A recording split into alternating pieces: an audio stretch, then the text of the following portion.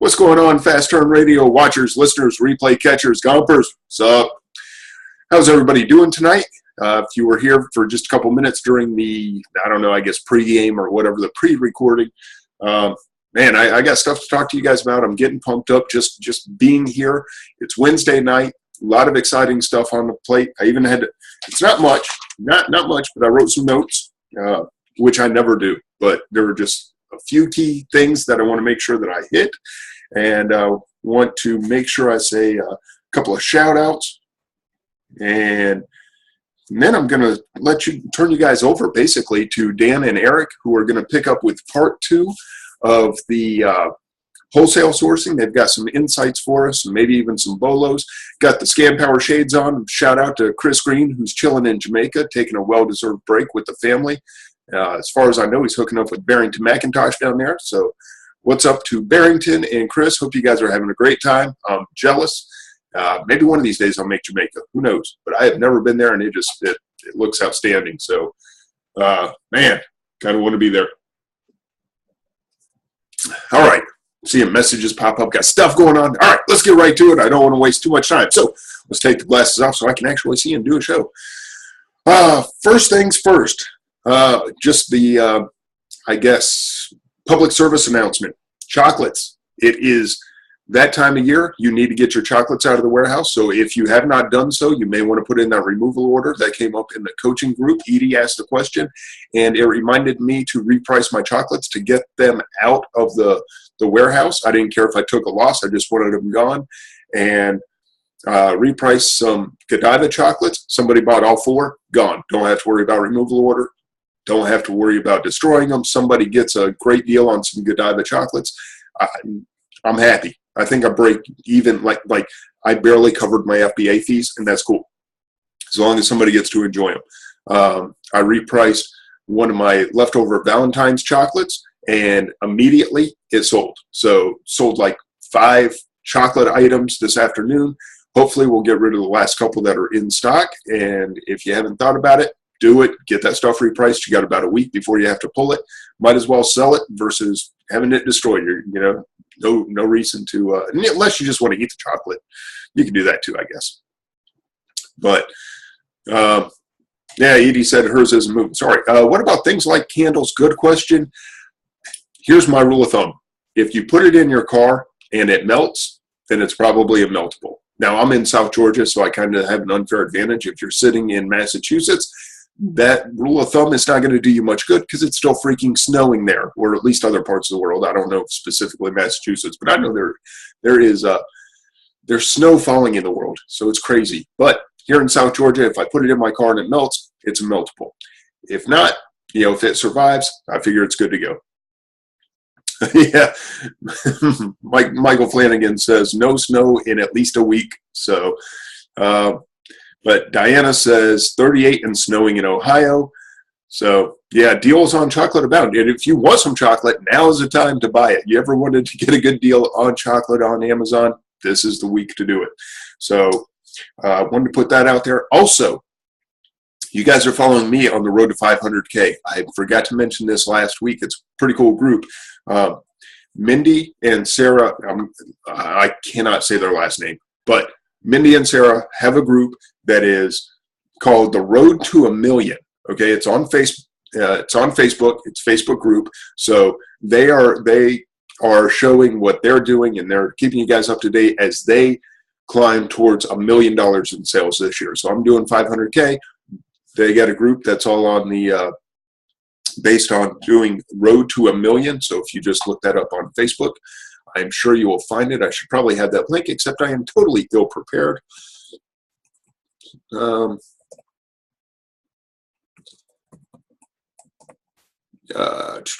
I'm looking for it. I'm sorry, I'm not finding it. If somebody can find the Road to a Million with Mindy and Sarah, it starts with an L. I cannot pronounce their last name. I am going to mess it all up. But if somebody can get the link, that would be cool. It's lip sync. Like I said, I'm going to mess it up, so I apologize. But anyway, check it out. It's a cool group. They're showing you what they are doing to get to $1 million. All right, back to my main screen here. Oh, there we go. Thank you so much.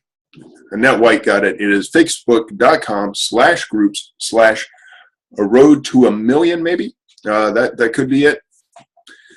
I don't know. Hit me up later. I'll post the link in the Fast Turn Radio.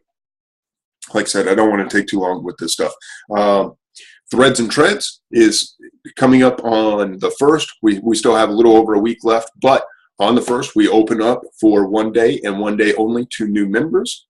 So if you guys are interested in Threads and Treads, which is growing, and it has grown every month, started with a little over 100 people, and until just recently had over 200 members. So we're trying to get everybody on the same schedule. So we did drop just a few, but we are always accepting new members on the 1st of each month. You are welcome to join us. Great group. We teach you how to source clothing. We teach you little tips and tricks that will help you as you source. And then we also provide flips. I say we, it's really David, Lisa, and Becky that do the flips. And I don't do so many of the posting of the flips because they're just a heck of a lot better at it. So I let them do what they do very well, and I stay out of the way. But it is a great group, so you guys are all welcome. There you go. It is the Race to the Million. That's the one. Thank you, Michael Flanagan. Facebook.com/groups/race to the million. That's the one. There you go. Awesome. Thank you, Michael. So, guys, check that out. That is Sarah and Mindy Lipzink. Like I said, I know I'm killing the last name, and I apologize. But, all right, we'll talk about the road to 500K, and with that, some of the sourcing opportunities that have come up recently. Congratulations to Aaron White, who blew it out of the water with the new Facebook group banner for Fast Turn Radio. I didn't talk a lot about it, but I just decided I wanted a new picture, new banner for the group, and just threw it out there, put a contest up, and Aaron submitted just a great picture because it's not just Fast Turn Radio. It's not just the road to 500K. He hit it with the one thing that I truly focus on more than anything in my own mind. And I don't say it a lot on here, but to me, it's all about the success. Now, how you define success is up to you. I hope you have taken some time to define what success looks like and what it means to you to be successful. That way you know if you hit it or not. If you never define it, you won't know if you are successful, correct? Right? If we don't define success, how do we know if we ever achieve it? But it had success up in the clouds, and I just thought that was really cool. So it has, some of the elements of Fast Turn Radio and what we're doing here, which is cool, but then it has success up in the clouds, and it's like a road that leads to success. It nailed it for me. And there were some other excellent pictures that were done, and amazing talent by Mindy and by Ashley Fabris and Brandon Ortega, Al Craig. These guys all put great pictures up. It was just when it came down to it, it was all about it. Just the one that Aaron did kind of resonated with me. Let's see. Okay, we'll as part of 500K, I'll get to the other couple of things that I have here. So, hope everyone is doing great tonight. I know I am. Hopefully you are. Let's get right to the road to 500K. We'll take a quick look at what in the world is going on with business in the last, the last week since we've talked. So let me get those up real quick. We'll blow through this in maybe 5 minutes or so, and then we will have a solid 45 minutes for Dan and Eric to do their thing, which, like I said, I know that's why you guys are all here. What do we have? How many participants? Up to 75 people. Awesome. Looks like we are going to hit that 100 mark, or at least close to it this evening. So thank you guys all so much. Let's get the share screen up. Desktop 2, I believe that's the one. All right, hopefully you guys see my screen. Numbers are improving, slowly but surely. Due for a payout on Friday, so we're at 5,000, a little over 5,000, so should be somewhere between 6,000 and 7,000 for a payout for 2 weeks. That's not too bad. I'm happy with that number. 7 days, a little over 5,000. 15-day is almost 10,000, and 30-day is just a hair under 23,000. So I'm happy with those numbers. Everything's increasing nicely. Let's get to the reports and see how today's been a little slower than yesterday. We're at 302. You see, yesterday we had a nice sales day of just under 1,300. Sold some shoes. You guys know I'm big on the shoes. Trying to get to between 2 and 3 pairs a day, and I would be very happy. So, 19 units ordered, 15 total items, or 15 total orders, 19 units, a little low, but we'll probably end up somewhere around 500-600 on the day, maybe. I don't know. It's been a slow day for some reason. We can quickly take a look at the month to date, and you will see we're at 14,455. How does that compare to last year? Last year, the entire month, we did 13,500, so we're already $1,000 over. We're already $1,000 over what we did all of April for last year, with more than a week to go. And Michael says, "Look at that beauty." Yes, Michael Flanagan knows he has helped me quite a bit with the beauty sales. There are some other things that have come into play. This is where, networking is a wonderful thing. So I'm going to take just a second. Part of that beauty is a deal that I went in with Michael Flanagan and a couple of others on. So that was part of the beauty. So that helped. And then the other part of the beauty really came from some other networking opportunities. I've been working closely with who I call, I don't know if the nickname's catching on at all, but I just call them the young guns of FBA. Okay, that's the 100,000 a month club of Harvey Specter, Todd Forrester, and Matt Kelly. And Agus is right in that neighborhood. He's not quite at 100,000, but he is definitely in that same company. So I've been working very closely with those guys in the last couple of weeks, and proud to do so. I'm not even proud. I am honored to be able to do so. So Matt has brought a couple of things to the table and said, "What do you think about this and that?" And I got in on some buys. So beauty has really taken off, and it's been fantastic. And there is nothing like being associated with people like that, or being able to interact with, and network with people like that are at that level, because they are pushing the crap out of me right now. I'll tell you that. Just to be able to talk with those guys daily, and to see what they're doing, it is so inspiring. So yesterday, I kind of got the itch to go do some RA, because they are doing a lot of retail arbitrage to hit the numbers that they're hitting. And when I say a lot, holy cow, you do not sell $100,000 worth of stuff in a month by accident. I mean, they are true hustlers. They are killing it. So I kind of got that bug to get back in the store. Yeah, Agus says Duane is back in the store. Love it. Yes. And so I did a little poking around, just so easy, to map out a plan. I jumped on Publix for the first time in forever, because I hate doing one-offs, right? Just not my thing. I'm the replan guy. I'm the wholesale guy, whatever. I mean, that's I like doing online. I like getting quantities of 20 or more. But, I went on Publix, the Publix website, Publix.com, which is a grocery store chain here in Georgia, in the South. And I was just looking at their buy one, get one free deals. And I found so much stuff, including begging strips, ranked 11,000 in pet. Okay, I'm not a big pet buyer. I don't sell a lot in the pet category. I don't know if I have any sales in pet. That's probably one that I don't have so far this year, but I will soon, because I saw a deal where these things are selling for $30 to $35, and you can source them for $13.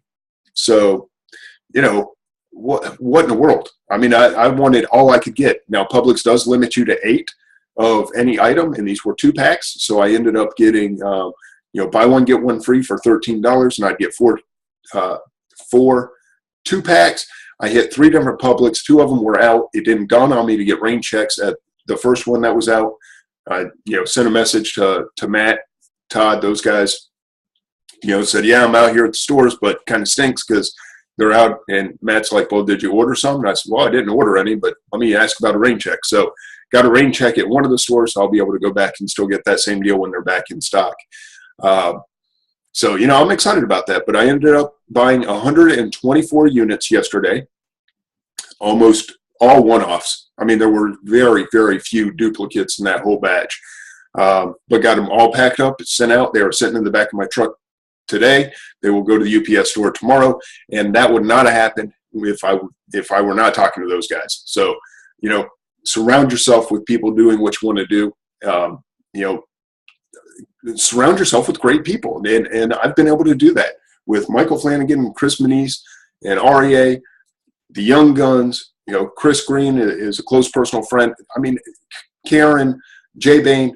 These are my people. These are the people that I am working with because they're running the kinds of businesses that I want to run, and I'm learning from them, and hopefully I'm contributing to them. I hope it's not just a take situation. Holy cow, if it is, then they need to kick my butt to the curb. But that's just who I want to learn from. So that's who I'm talking to. And Ron asked, how do you network with such guys? Well, first of all, start doing a Zoom and get your name out there. Make sure they know who you are. That's one part of it. Another part is go to conferences. There's a Scan Power conference coming up. Is it expensive? Yes, it is. Is it worth that? 10 times as much, I promise. It's a $2,000 conference, but you're going to be able to network with me and Matt and Todd and Jay, Chris, Karen, all those people that I just mentioned, with the exception of maybe a couple. They're all going to be there, okay? So pay to go to these conferences. I met Matt and Todd at the first Scan Power mini conference, and then I saw them again and kind of reconnected at the Momentum conference in Baltimore. So, it just, you start talking to people and you get to know them. And Michael Flanagan, we knew each other on Facebook long before we ever knew each other in person.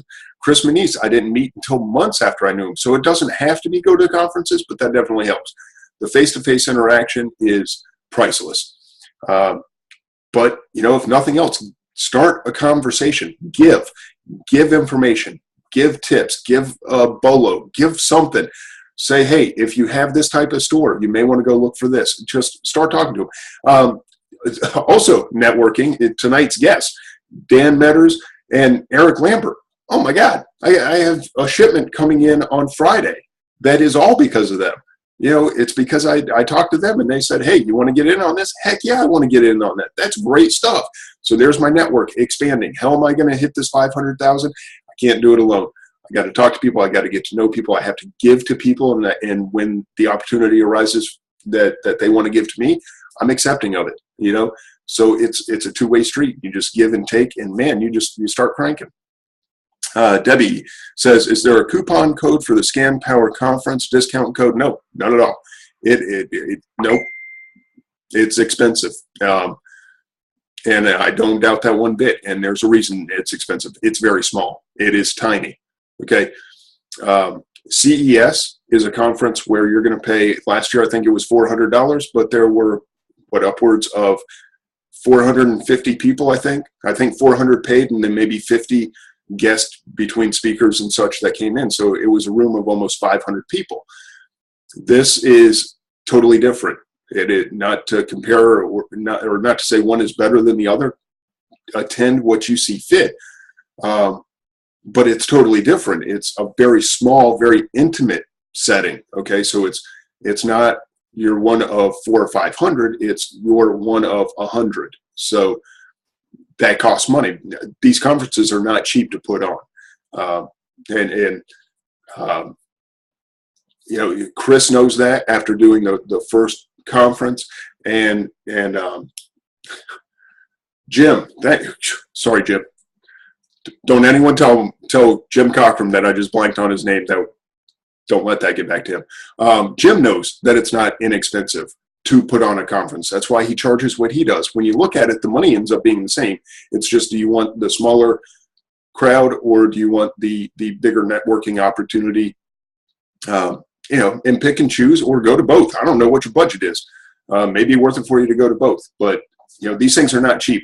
So to keep it small, it has to be expensive. All right. Thank you, Michael. The Scan Power Conference is not just for the conference. Okay, that includes your hotel. It includes several meals. It includes a after party. So it is not just you're paying for the conference, yet you got to pay for all this other stuff yourself. CES, you're going to pay, my guess is $400 to $500 for the conference, but then you still have to pay for your hotel and you're going to have to pay for your own food. So when you start to add some of that in, the cost becomes more comparable. Again, I don't want to get into a comparison. I just want you guys to understand it costs money to put on a conference. And when Chris puts on a conference, man, it's out of this world. Where is CES this year? Don't know. Nobody knows. SCO Philly's coming up. Thank you, Bob Willie. Yes, SCO. There's another opportunity. I'm not going to be at SCO, but absolutely, a lot of people in the Northeast will be at SCO this year. So there's another opportunity to network with people.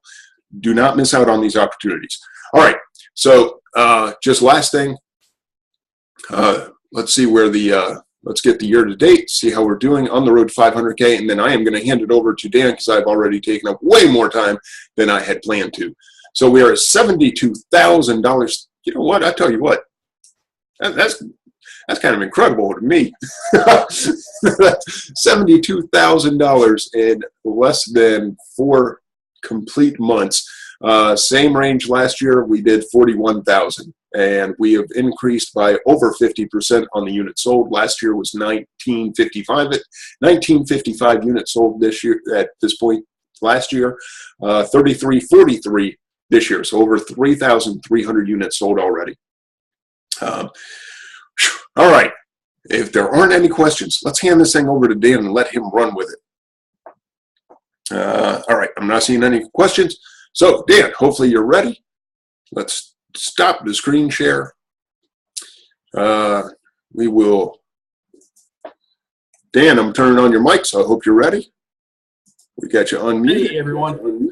Hey, there you are. Hey. Bring up the chat again. Yeah, and you're lost my chat. There you go. I was going to say you got to control your own camera. I'm going to bring up Eric. And Eric, I'm going to unmute you. All right. Can everyone hear me? All right. We got you. I got you over here for sure. Yeah. All right, we got you guys both now. Good. So, sorry to take up so much of your time. Go for it. Like Duane said, today we're going to start off with just talking about 3 little tips that we thought about all week. If we were getting into wholesale, kind of where we would want to start out, and just some things that would help you make money along the way. I actually wrote them down so I wouldn't possibly forget them. So the first one is the most important thing for us really was building efficient processes. We hired employees before we actually needed them to make sure we had them trained because we had plans to expand, and we didn't want that to be a holdup. So, there's lots of processes that you can focus on building, like how you process a product, how you, making sure to get your products into Amazon. And that's I think it's probably the most important thing is making sure you don't have your money sitting down on your floor. Yeah, you can't sell what's not there. If your stuff is not at the warehouse, it is not going to sell. There is no doubt. But Eric kind of pioneered something for us. I mean, I do it a lot less. I look for less opportunities with it, so I'll let him kind of give it that. For a 2-pack or a 3-pack, and then after we got it, we seen that. First of all, it's set up as a parent-child, which is what you want. If you've got a product like this particular product, sales rank was in, I think, 1,200, maybe even less than that, as a single. But the prices on the 2-pack and 3-pack were way higher, and therefore their sales ranks were much lower. So either the people didn't want to fool with putting it in cardboard boxes, which turns out not to be the case because since we've been doing it and making a lot of money, it's brought more competition. And unfortunately, those products, the profits went down a bit. But still, early on, I was like, Dan, let's order some boxes that'll fit 2 units, order some boxes that'll fit 3 units. You've already got the parent-child, so they're there on the page with a high converting item. And now you see that you can offer a 2-pack for less money and make more money per unit because you're saving on your pick and pack fee or your order fee, whichever one it is. You only get charged $1 So if you're selling, you're getting using 2 units and it's still the same dollar. And then more importantly, the weight handling fee. When it's went up in February, I've got it here. So it's 63 cents flat up to a pound, which these things were about £1.50 a piece. So now we go up to the next step, which was $1.59. So we were paying $1.59 for 1 unit. Now it only goes up by 40 cents a pound after 2 pounds. So for 2 units, we were only paying less than $2. So you can see that per unit we were paying less than $1 right there. So we were able to offer the 2 packs and of course the 3 packs for less money, and then they were selling.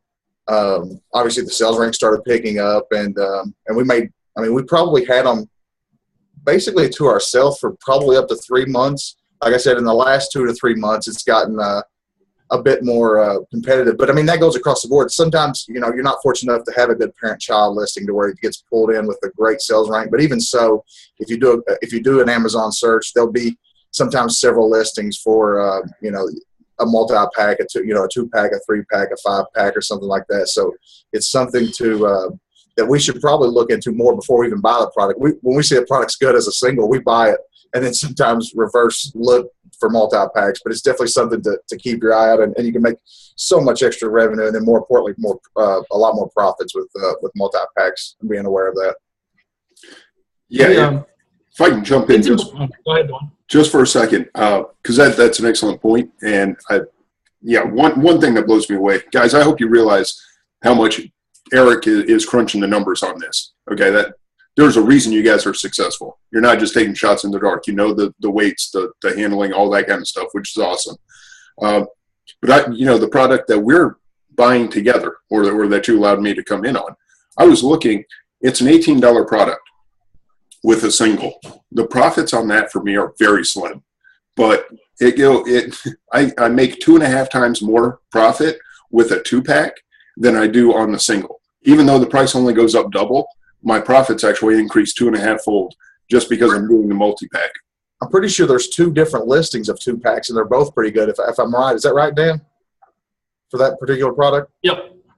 We actually told Duane we ordered the boxes for them to fit the multi-pack. But yeah, there's 2 different listings on that, Duane. Okay, I'll make sure that I check that. But and I love parent-child listings because you're right. The customer's already there looking at one item. Now they can just click over and grab the second one.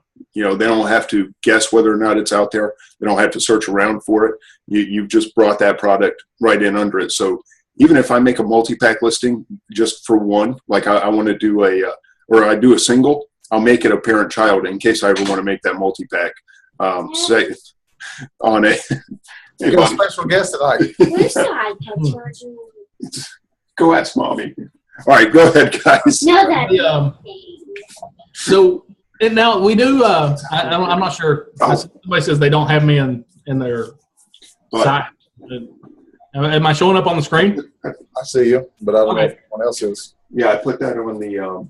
Okay, so one of the things that we don't do. I mean, we currently don't do it, and maybe it's maybe something we'll consider in the future.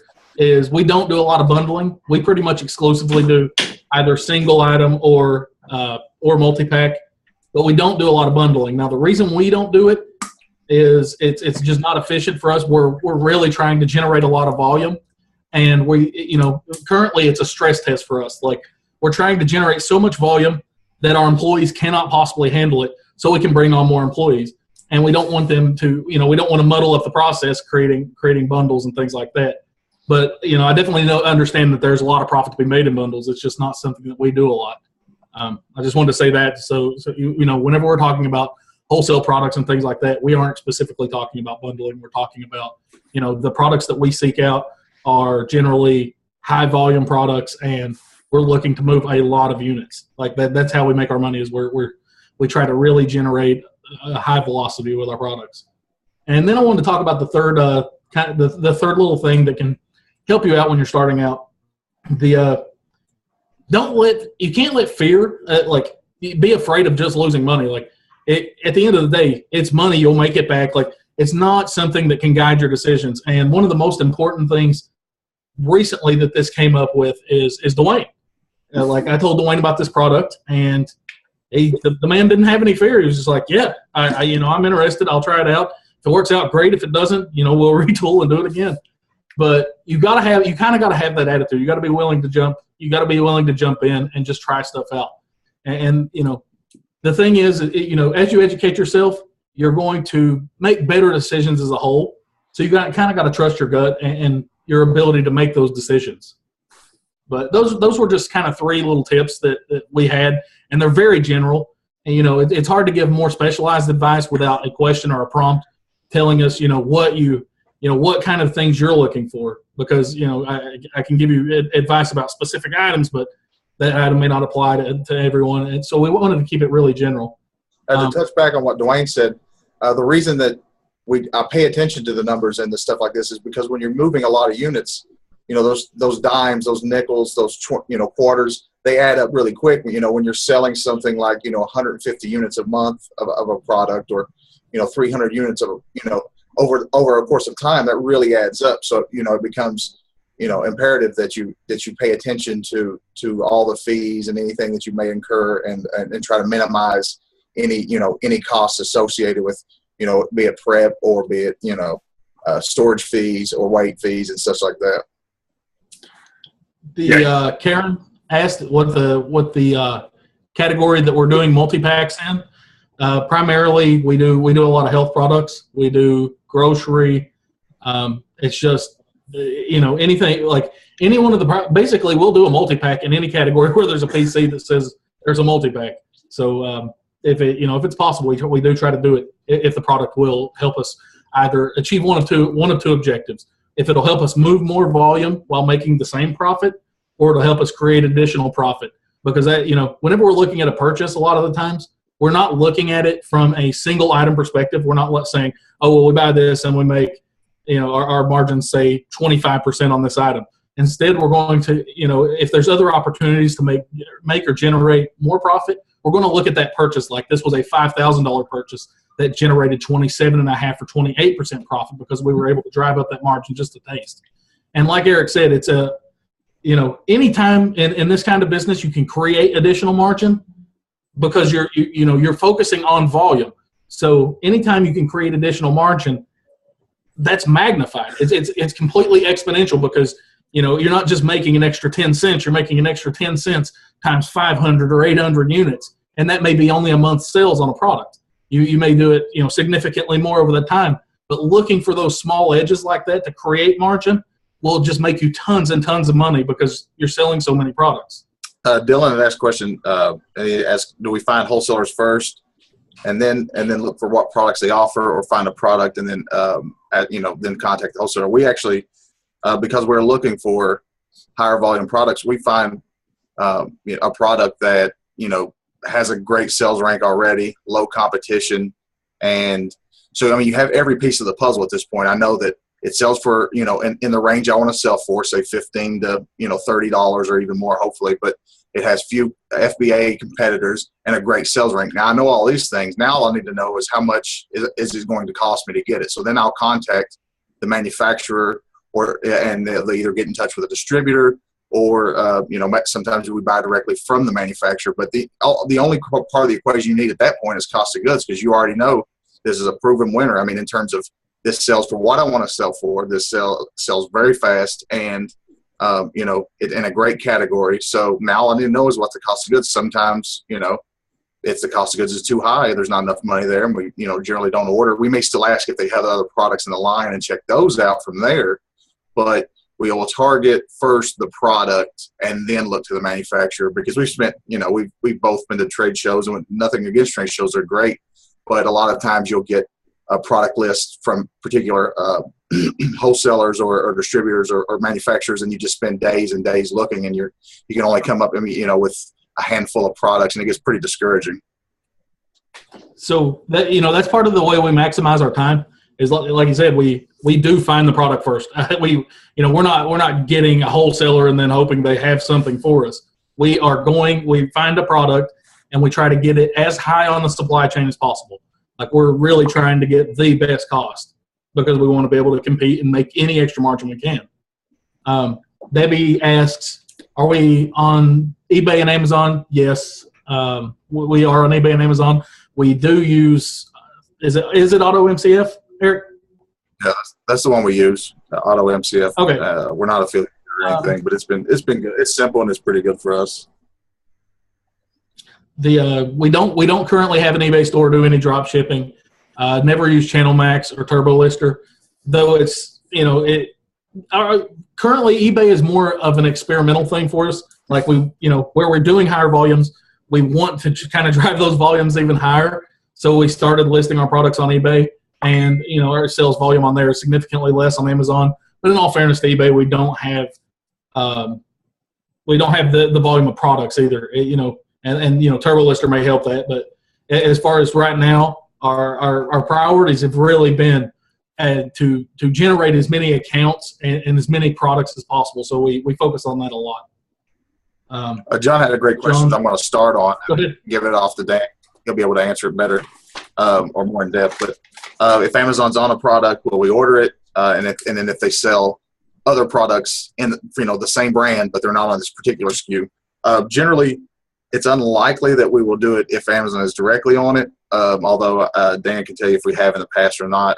But we will take small orders on products that Amazon's on the rest of the line, but not a particular SKU to see. Because there's a lot of manufacturers, as you talk to these people, and they will tell you what they're selling Amazon or how much they limit Amazon, or even give you the first crack at the run. Like, we're getting a shipment in of 10,000 units.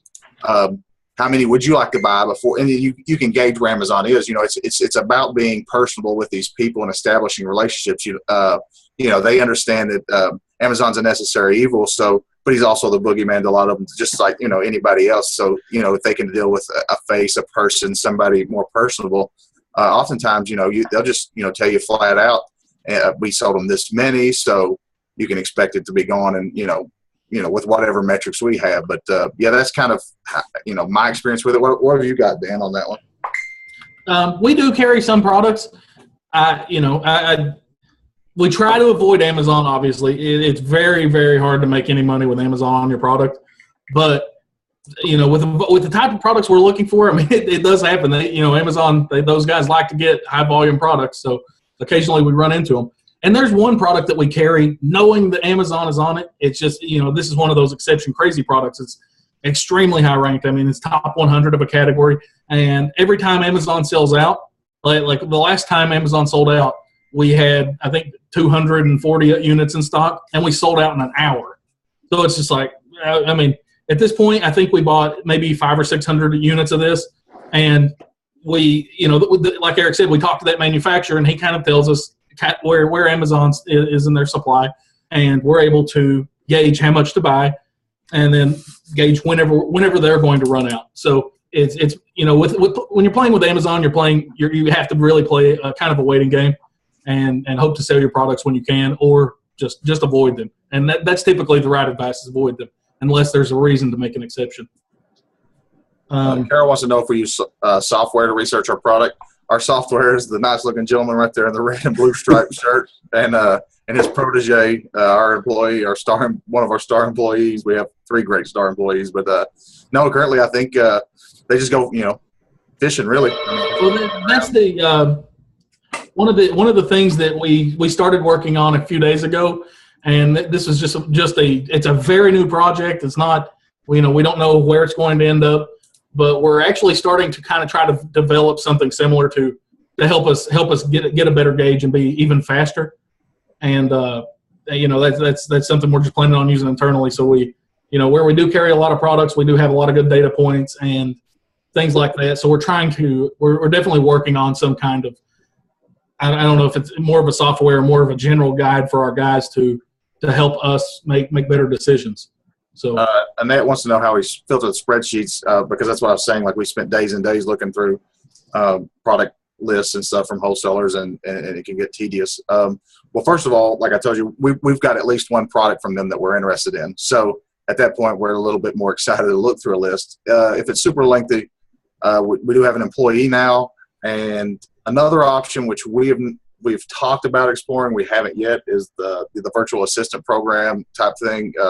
Over in the Philippines or what have you, where you can train them to do tasks for you. So, and I think it's like around $4 or $5 or $6 an hour. I don't really know. I've heard a lot of people talk about it, and it's kind of like, you know, a newer development. We've never used it or anything, but from what I understand, you could train them to how to go through the spreadsheet, look it up on Amazon, and decide whether it's you know, profitable, and then give you the condensed version. But like I said, we've never done that. Currently, we just got an employee that'll run through a spreadsheet. But like I said, at the end of the day, we've already got a product targeted that we know we're interested in. So we're not having to look and spend hours and hours and then come up completely empty.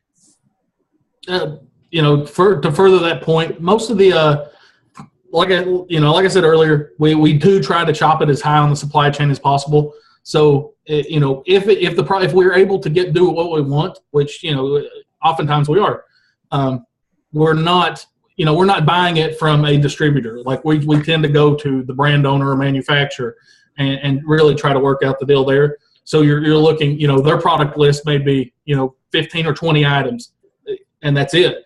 So it's, you know, typically we're not drilling down into massive lists of product unless it's somebody who, you know, a company that makes a massive amount of products. Like we do have a couple that do, and those take more time. To be honest with you, you know, they're less exciting because of the time. We want to be finding products and getting them in. Like our goal is to place orders. Our goal is to get products in.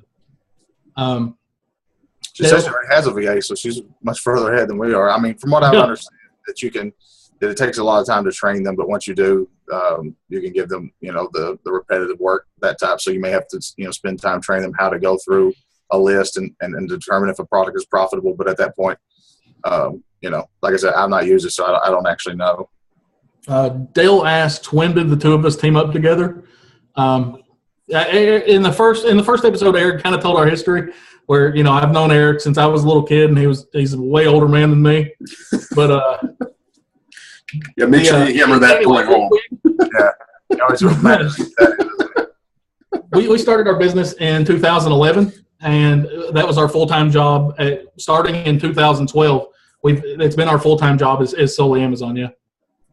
What is our minimum order amount? From Sarah. As far as minimum orders, that depends on the manufacturer or whoever we're buying the products from. You know, if we try to go as small as possible on our first order, but if there's an ability, if we have the ability to maximize some kind of discount or something like that, Eric says I'm always sucked into discounts. I love the sound of, I can save money. Yeah. So I tend to you know, they can sweet talk me into buying more. But, you know, as far as a minimum order, it varies by everybody. Some people's minimum order is $250. Typically, we're not ordering like, you know, we're not trying. It's not based on dollar amount for us. It's just based on what we feel comfortable purchasing with the product.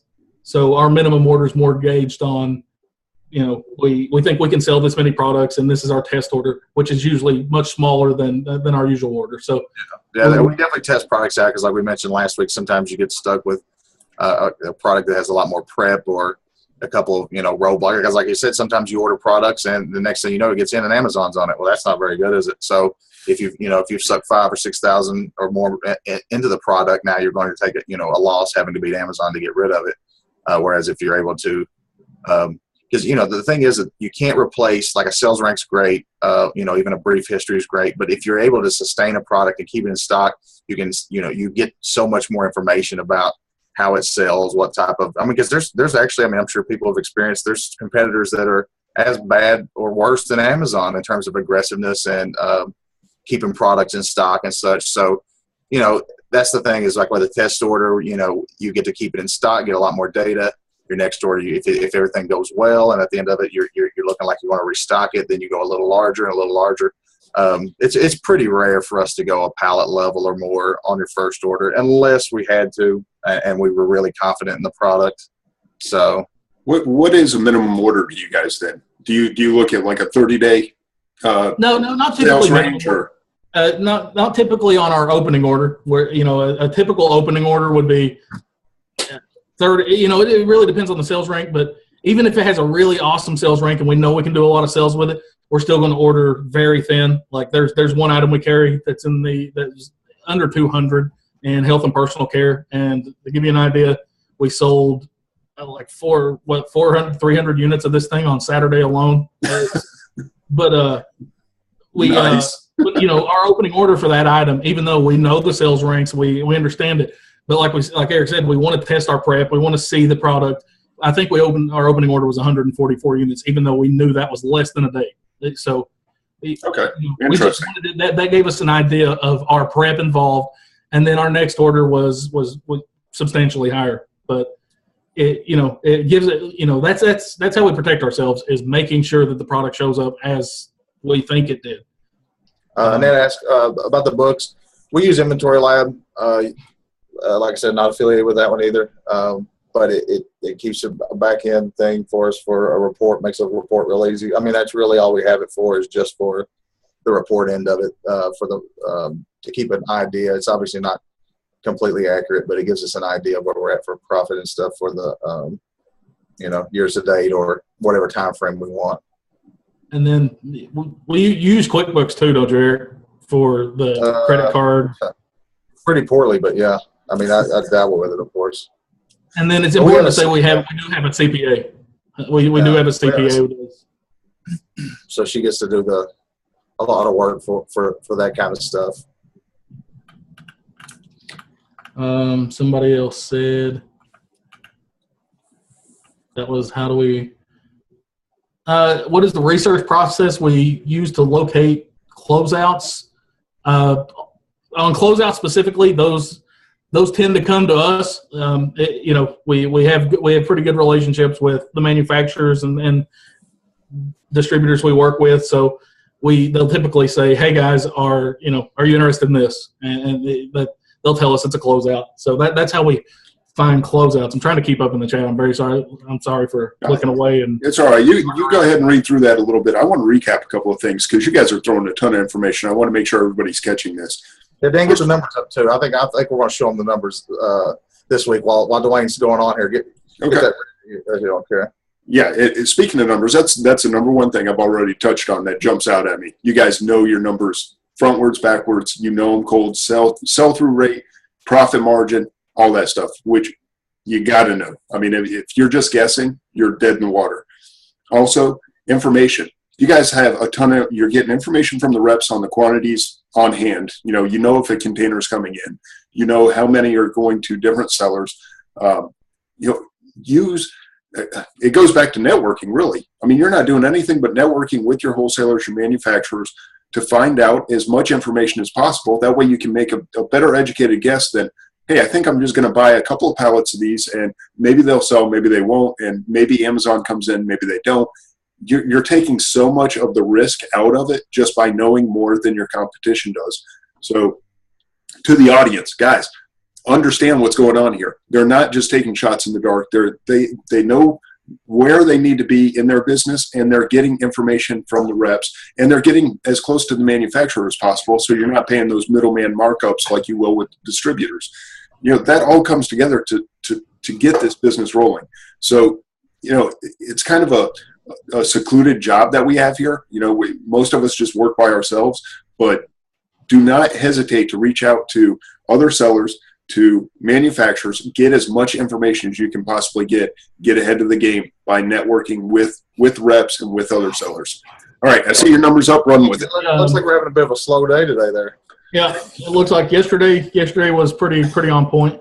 I'm going to keep this family friendly, so I'll keep my hand gestures to myself. But it looks like today's pretty slow. So anyway, I actually know that our goal with everything is to not run out of stock of specific product, like never run out of stock of products we're selling. And we are currently sold out of 2 different products that are really awesome for us because there was a hang up with the manufacturer. And I think this screen here shows one of the most exciting things for us, as you can see, because somebody asked about categories and stuff. As you can see, the majority of ours is in health and personal care. We've just begun branching out into the beauty, sports, and outdoors, and then we're doing, great numbers. I mean, we're proud of what we've been able to do. And look, and it started in health and personal care. I mean, which is still our primary avenue, but but we're just now getting to branch out. So we're just really excited about the exponential growth of just going into the beauty, sports, outdoors, industrial, scientific, and all these other categories, because these opportunities are in every single category. We started in toys. I mean, our other account is just toys. I mean, toys and games and a handful of other things. So, this is that's exciting for us.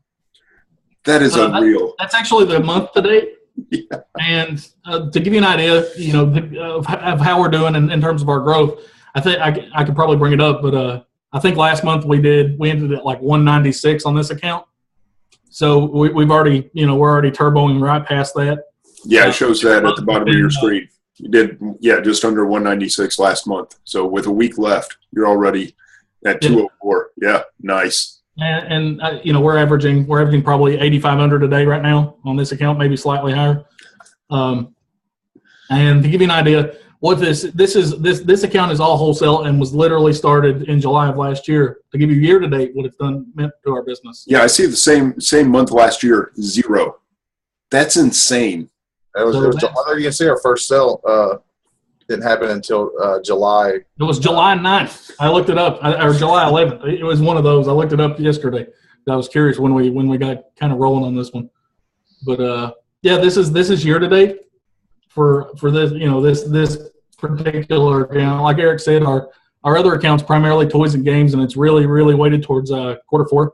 So our sales are pretty paltry on that account right now. But I saw some really good questions. I don't want to leave these questions off. Yeah, thanks for sharing your numbers. Not many people are willing to do that, and that's just incredible. It's one thing to hear it. It is another thing to actually see it on your screen. And thank you guys. We're just such a small cog in this huge wheel. So like getting other people, getting other people involved and motivated, excited, and it's great. I mean, we're excited. So,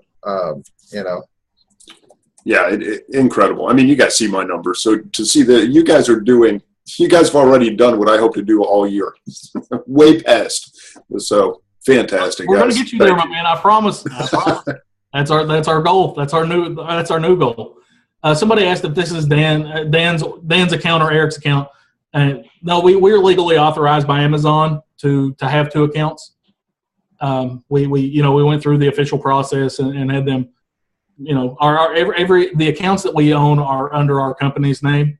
So this is our company account, and the other account's a company account too. One of the questions, I'm trying to find it, I thought it was awesome.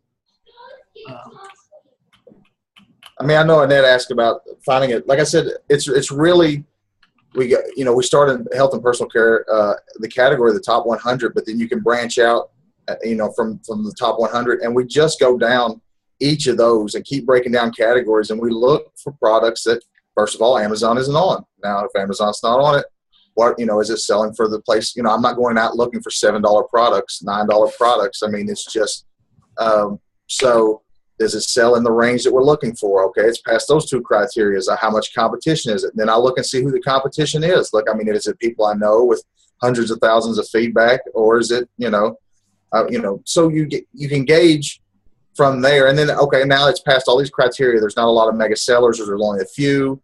Then I literally just contact the manufacturer and see, what it is. And then they'll tell you, hey, thanks for your interest in the product. If they have a MAP policy, they'll go ahead and tell you that up front.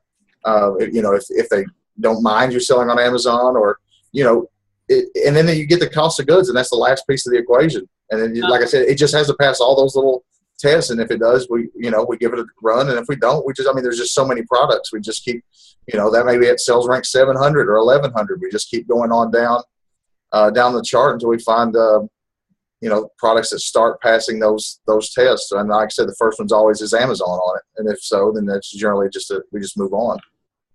Somebody asked, it's all done manually. Is there less competition in any particular category? Honestly, not that we found. I'd imagine industrial and scientific is probably. Yeah, there's probably less in industrial and scientific. But outside of that, it's, we're not in health and personal care avoiding competition. It was just when we created the account, we kind of wanted to experience setting up wholesale accounts and really organically learn everything. So we picked the thing that we knew the least about, which at the time was health and personal care, and that's just where it happened to start. So, toys and games is where we're most comfortable, and we didn't want to start setting up a wholesale business in toys and games because it would be, we knew we would miss parts of the puzzle, and first in sourcing, secondly, and finding what makes a good product and all of the things that really truly go into to wholesale. We wanted to learn those, and that's why we chose that category specifically. And currently, I mean, we're I think we're getting ready to make a huge push into kitchen and dining. Because that's another one we just don't know about. So we actually talked to one of our guys today and said, "Hey man, next week focus on kitchen and dining. We want to learn about it." And just to learn the category. For us, it's about the process. Like once we learn a process, we can fine tune and make money. So for us, it's a learning process. Audrey asked, "Do we check Amazon's top 100 and wholesale from there?" Not generally. Not generally in terms of that's not where we're. That's the top 100. I mean, Amazon's pretty hardcore on all those products, so we kind of branch out from the top 100. There's an infinite list on Amazon. Let me see if I can. I don't want to give you my bolos yet. I told Duane I'd give a few bolos away. Andrea asked, mega sellers impact our decision, like I said earlier, because of like they're similar to Amazon, and sometimes even worse because they're able to keep quantity in stock. Forever, and then they're often as aggressive, if not more aggressive than Amazon. So there's definitely certain mega sellers that we run into that we will tend to avoid. If the product's mapped, we may consider it at that point because then they can't break the map without losing their contract or what have you. Oh yeah, we use App Eagle as a repricer, also not affiliated with them. Okay, so Cards Against Humanity here. We can't sell this item. I mean, gosh, if we could, we actually did during one Christmas, and it was amazing. But anyway, so you go down here. This is kind of give you an idea of where we start looking for products, and it gets a little more in depth and crazy. But you're going to see customers who bought this. Now, the thing to know, if you're starting in the top 100 with a product, most of the people buying like similar products or bought with this product are generally going to be looking for popular products too. So like, let's say I want to click on this game. I do not know anything about this game. Looks like the manufacturer sells it, so probably couldn't get on that one. But if you look at the sales rank, it's definitely acceptable. So that's just where we generally start. Is we'll come to a top 100, and we have several do several other stuff, but that's one of the most common ones we use is just go to the top 100. And kind of look out from there and just see what's selling with those products. I hope that answered. I think Ron asked kind of to go through a process. I mean, honestly, the process takes some time, but that's how it starts. I mean, if you're looking for products that sell well, that don't have a lot of competition, and just then it becomes how do I maximize my price. So if I can get this account, now it's about negotiating rates and all the other fun stuff that goes into wholesale accounts. Then it just comes down to cost of goods because like I said, you know the other parts of the equation at that point. You just need to know if it's going to be profitable for you. Somebody asked, I saw it earlier, what our if we had a target ROI target. Yes and no. I mean, I think our profit margin's around 24-25% on average.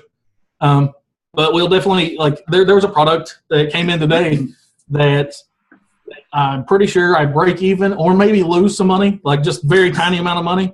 But and I did buy it intentionally. It wasn't just whoops. It was on purpose. But whenever I was talking to them, like I said, we test with small orders, and I was like, I want to see the product. I will increase my order. What kind of discounts can I get at another level? And they told me a discount range that made that product acceptable. So I bought it because, I don't care if I make 50 cents or lose 50 cents on this batch. My goal is how can this product work for me long term? So, that's a process we're going through. Like, we're not, I don't care about the first batch if I lose money. So, after that, that's it becomes the information. Do you find that of having it in stock? Sorry. is more important than actually making money. No, I'm saying like on the initial order, that's why we don't care to lose money. Or if we know that there's a price break at $10,000, for instance, that they're going to cut 25% off of what I have to pay for my initial order. Well, we'll still take the initial order, even if it's going to slightly lose money or break even or whatever, so that we have the data with it in stock. Does Amazon ever jump on this product? Does it, how does this product play out over time? Like I said, a sales rank's a great snapshot and a great place to start. But until you have a product in stock for, 30 days or so, you don't really know how it's going to evolve. So that's why we're willing to take those smaller test orders that don't even necessarily make money, because we know that now we can follow it up with a successful run of $10,000 and save the 25% discount on it. And now it becomes a very profitable item for us. It's important to say, though, that whenever we're doing that, we're not hoping to get a discount later. Like before I place the order, usually I'm saying, hey, can I get a discount? What criteria would I need to get a discount? And I know before I place that order, like I'm not going to just keep, firing loss leaders out at them in hopes for a discount. I will tell them my intentions. Right. It was a predetermined action. We're not, it's not a guess. I determined that after this initial order, they're actually going to give us a 25% discount, and they said they would throw in free products, which who knows what that means, but 25% was enough. So that was, I was willing to place the order and kind of go from there. And do you find that most manufacturers do have a discount level at some point? Some of them won't announce it for you. They'll, like, I asked one specifically. I was like, "Do you guys have any type of discount levels?" And they were, "Nope." And then we started ordering for them because their product was good without a discount. But I'm going to try to maximize every chance I get.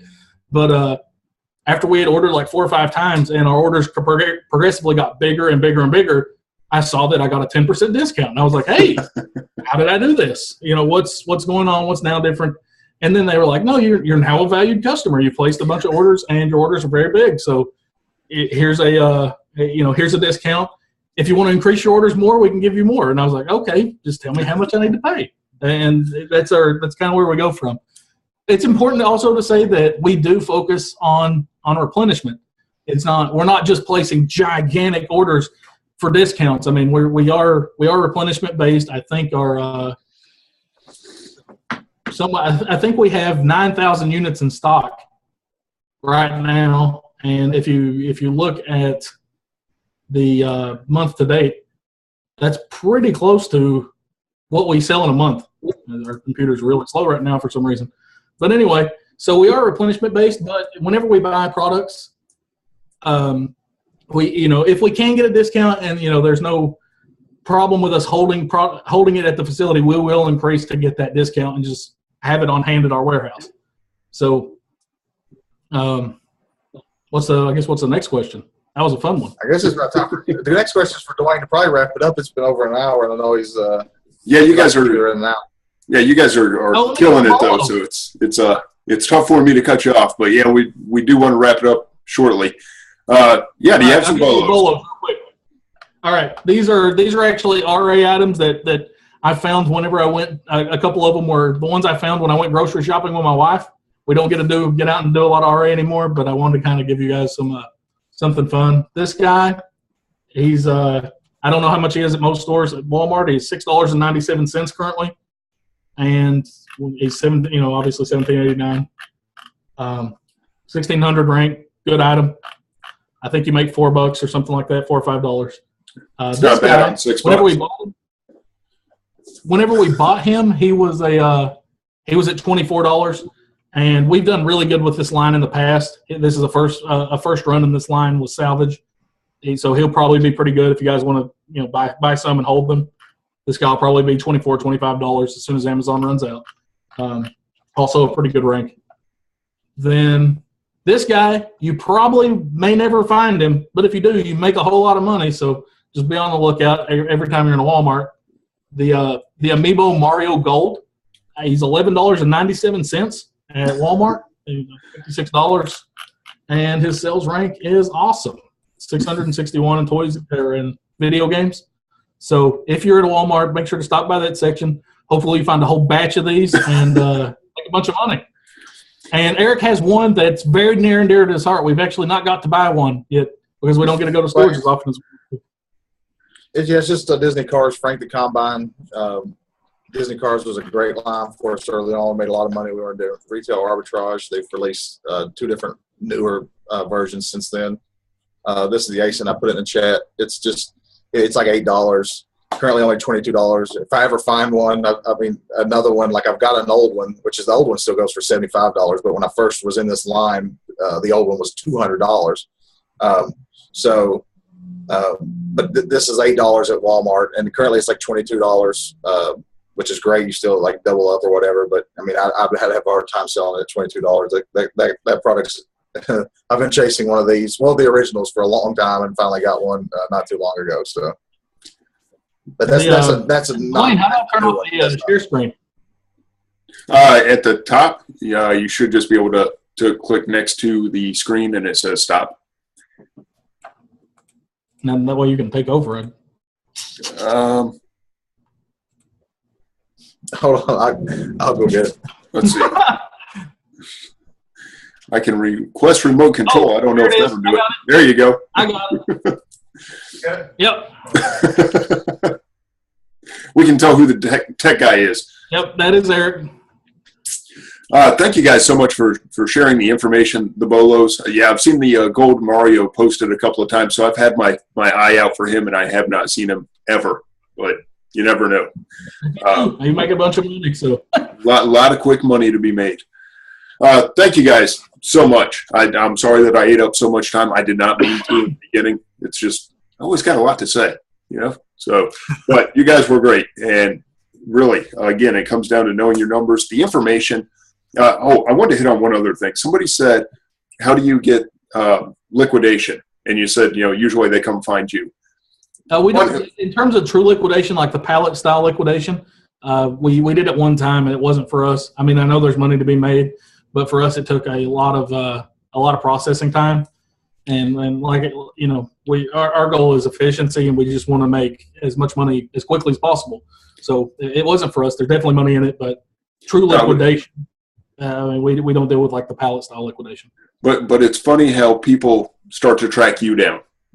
When you start putting out the money and your name gets to be known, and really it just goes back to this whole networking thing. People, you talk to one wholesaler, you talk to one distributor, especially in the liquidation market, you can start to follow those rabbit trails. Those guys all know each other, the ones that are buying out these huge lots, and they know who the buyers are, they know who the other sellers are. So yeah, you start to get your name out there, and you guys obviously are not afraid to spend money. The fact that you have 9,000 items in stock, I mean, that's just incredible. So anyway, it's just all about information networking, and thank you guys for sharing so much of the information tonight. I appreciate it, and looks like everybody in the chat room is thanking you as well. So it was great. It was enjoyable being on here, and we hope we can help anybody. That's our thing, is we want everybody to do as well as they can. We struggled for a while, and it came together for us, and we're doing pretty good. But you didn't struggle for very long. Just so you know, I took notes last week and this week, so I know what your struggles look like. I mean, it's hard. It's hard work, though. That I believe. Yeah, that's one thing. Everybody wants the easy button in this business. Myself included. Okay, how do we make the easy money? It's not easy money. It doesn't exist. Yeah, I mean, whether you're processing a pallet or processing one-offs or whatever, you got to get your butt out there and do the work, or hire someone to do the work. And even if you hire people, now you're in a management position, and that takes on a whole new set of responsibilities and difficulties and all. It's all work, guys. There's no easy button. Promise. From the $1 million sellers like yourselves to the $1,000 sellers like myself, we all got to work. And the only way you're going to make more money is to work harder and smarter. And the processes that you've put in place allow you to do both. So hats off to you. Definitely. One of the last questions I saw that I kind of want to answer, and it plays into what you're talking about, is somebody asked us if we had any mentors or anything like that. Not traditional mentors, but we, like Duane said, we try to network with people. And, we're kind of shy guys, but we do try to talk to people that we really read a lot of forums, and any kind of information that we get out of that, if it can be used, we're applying it to our business, and just hopefully, we do have a lot of mentors, I guess. We really do research everything and try to learn as much as we can. Yeah, and I think that's a big key. I learn from people all the time, whether they just started. And actually, I love learning from people that just started in the business, because they have those fresh eyes where after a while you kind of get the tunnel vision and you put the blinders on. Man, there is nothing like a fresh way of doing things, and seeing Amazon through a new seller's eyes to go, oh yeah, that's why I got my butt to Publix the other day, because I'd forgotten how to hustle doing the retail arbitrage, and it felt good, and damn, there's some money to be made, So, and now I'm going to kick up the wholesale and try to learn from you guys as best I can. That's the thing is we're part of basically every forum, and we're trying to interact with people. I mean, that was one of our goals this year, was to network even wider, because we did learn a lot last year from it, and we wanted to kind of, like Duane said, we want to give and take. That's the thing, is we want to learn to take advice from people, and as well as offer advice, because we've been there in a lot of cases. So. Well, thank you guys so much. And I think you got a lot of new fans now, so you'll probably be a little busy with the PMs. I think Annette's got probably a whole list of questions for you. And I would expect that she's going to hit you up either in the groups or in PMs as well as so many others. And you and I text all the time anyway, so I'm gonna stay on your hot list. So. You got it, buddy. All right, Dan. Appreciate it. Eric, thank you so much. Everyone, we enjoyed it. Thank you. Yeah, guys, you are welcome back anytime, just so you know. Got it. All right. Guys, have a great night. Thank you, everybody who showed up. I think we ended up, somewhere around 85 people is what we have right now. So thank you. Again, I apologize for taking up so much time in the beginning and just had a lot to say. But appreciate you all hanging out until almost 9:15. We ran a little over, but hopefully you think it's worth it. I definitely think it was worth it. Great information. So thank you, Dan, Eric, and everybody in the chat room. If you guys have any more questions, follow up in Fast Turn Radio or Scan Power. They're in both of those groups. So track them down, ask the questions. Don't just walk away. You have a chance to actually start interacting. You have some starting ground. You want to know how to network with people? Say, hey, I saw you on a Zoom. Yeah, you said this. I want to know more about it. Just start that conversation. If there's one that you have to be started, do it now. You get to the starting point. So, all right, guys, have a great night. We'll see you next week at 8 p.m. on Fast Turn Radio. Later.